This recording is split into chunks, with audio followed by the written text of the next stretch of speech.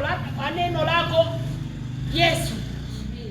Ndipo alipofanyaje? Alipofanikiwa, samaki wakajaa kwenye nani yao, kwenye ule wavu wao ule ukajaa mpaka wakawa wanashindwa kufanyaje, kulifuta lile, mpaka wakawaita wale watu wa ng'ambo kule, zimekuwa samaki nyingi kwa ajili ya kuamini nini? Neno. Alipoamini lile neno, alipomwambia Yesu, naamini kwa neno lako, labda kwa neno lako. Ina maana na sisi tukitenda kazi kwa kuamini neno linaweza kufanya vitu vyote. Tutawaleta watu kwa Kristo. Haleluya.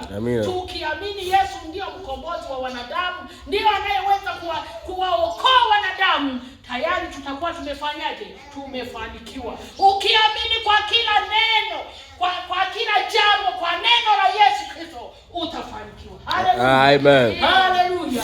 Walipoamini hawa wavuvi wa samaki, walipoamini ya kuwa kwa neno lako nitazamisha, ndipo maana walifanikiwa, wakapata samaki wengi.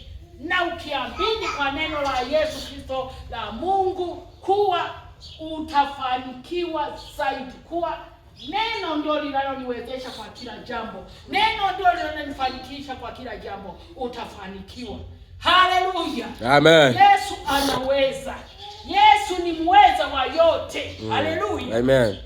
Ukiamini tu neno lake utafanya mambo makubwa. Haleluya. Amen. Walipoamini tu hao wanafunzi wa Yesu, yaani kuwa kwa neno lako nitazamisha hii nani wavu wa samaki, tayari wakawa wamefanyaje? Wamefanikiwa, wakapata samaki, kwa sababu Yesu yeye aliona mpaka kilindini mle kwenye maji, akaona kabisa, akapima, akaona hapa ndipo samaki zilipo hapa. Ndipo akafanyaje? Akawaambia, rusha jeveli lako sehemu fulani. Haleluya. Amen. Yesu wetu yeye anaona mbali.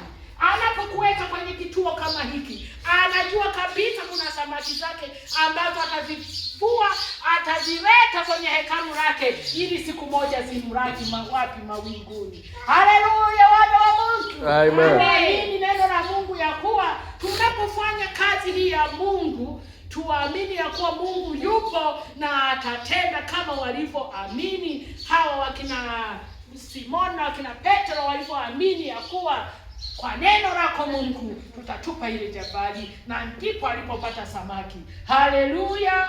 Amen. Bwana asifiwe. Amina. Bwana asifiwe. Amen.